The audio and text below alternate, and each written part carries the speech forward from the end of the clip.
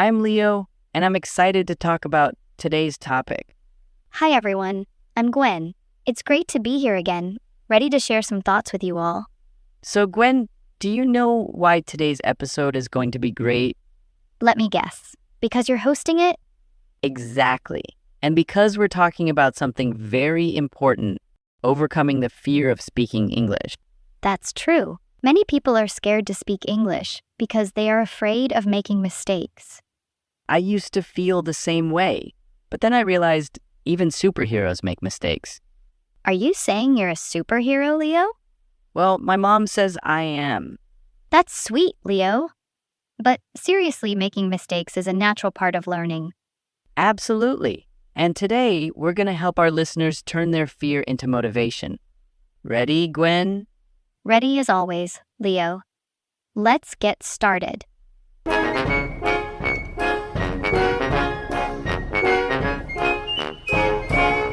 Gwen, why do you think people are so afraid of making mistakes when speaking English? Well, Leo, it's common. People worry that mistakes will make them look silly.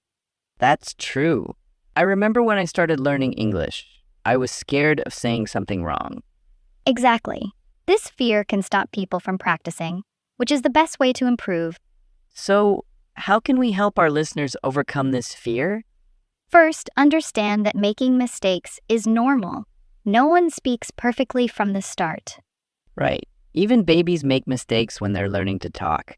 Imagine if they stopped trying. Good point, Leo. Mistakes are helpful because they show us where to get better. You know what? Sometimes making a mistake can be funny and make learning more fun. Laughing at mistakes can make us more relaxed and ready to learn. So, the takeaway is don't be afraid of mistakes. Embrace them as part of your journey to fluency. Yes, everyone. Remember, every mistake is a step forward. Keep practicing and don't give up. Gwen, I think many people worry about being judged when they speak English. What do you think? You're right, Leo. Many people fear that others will think less of them if they make mistakes. This fear can be very discouraging. Yeah, I remember being nervous about my accent and grammar. I always thought people were judging me. It's common, Leo. But most people are more understanding than you think.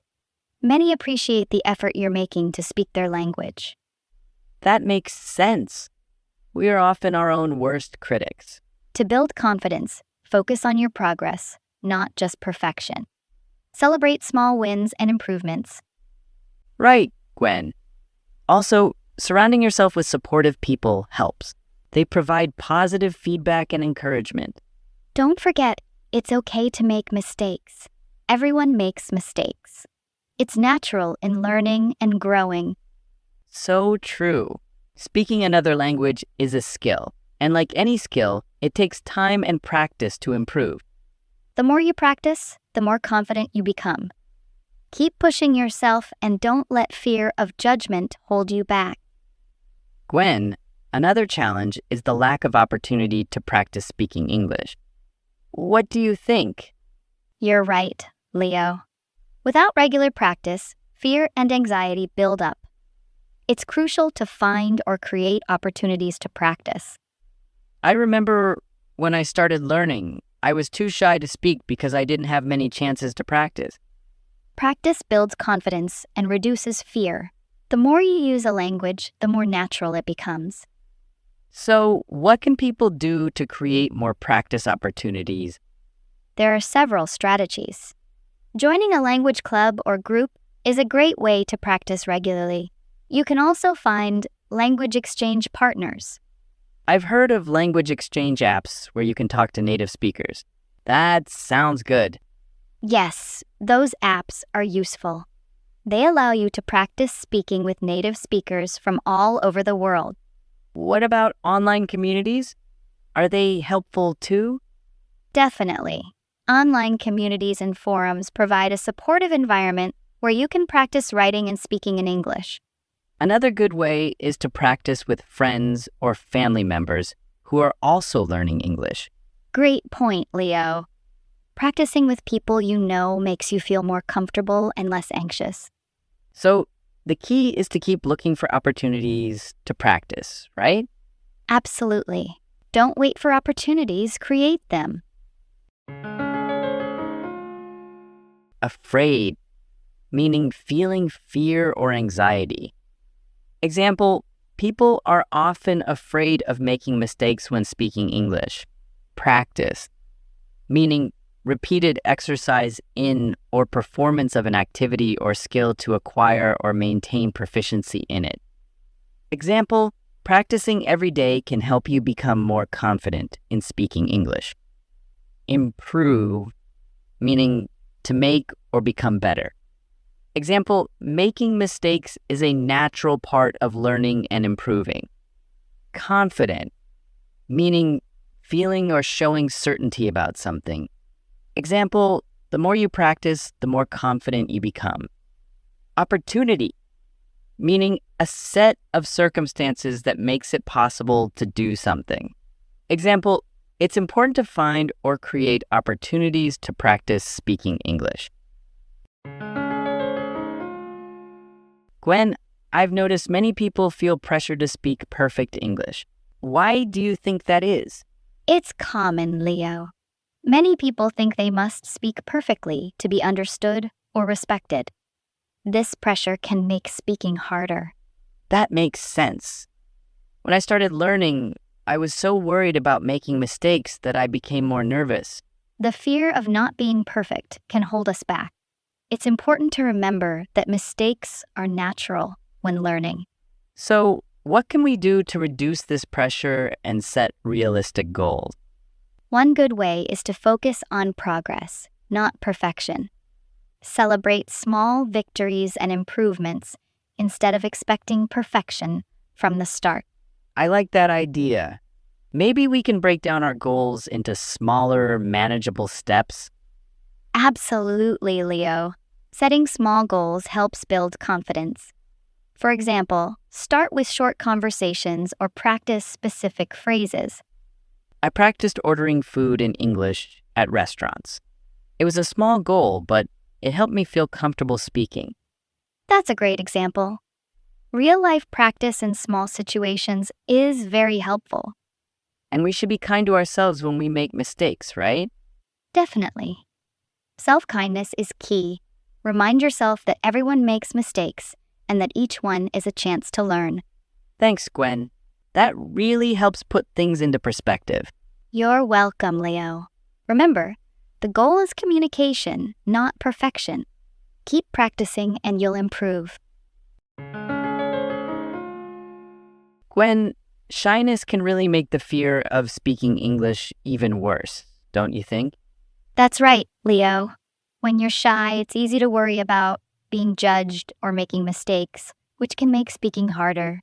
So, how can we overcome this shyness? Any tips? One way is to start small. Practice speaking in low-pressure situations, like with close friends or family. That makes sense. I practiced English with my cousin. It was less scary because I knew he wouldn't judge me. Exactly, Leo. Another tip is to prepare in advance. Knowing what you want to say can make you feel more confident. I often write down key phrases or sentences before a conversation. It helps me feel more prepared. That's a great idea. Also, remember to breathe and take your time. Speaking slowly can reduce anxiety. Sometimes I try to rush through my sentences because I'm nervous. But speaking slowly helps. Yes, and don't forget to celebrate small successes. Each time you speak, no matter how small, is a step forward. I remember the first time I ordered food in English. It was a small step, but it felt like a big win. Building confidence takes time, so be patient with yourself. Thanks, Gwen. These tips are really helpful. You're welcome, Leo.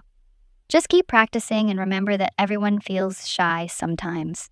Gwen, let's talk about some ways to practice speaking English. What are some good methods? Sure, Leo.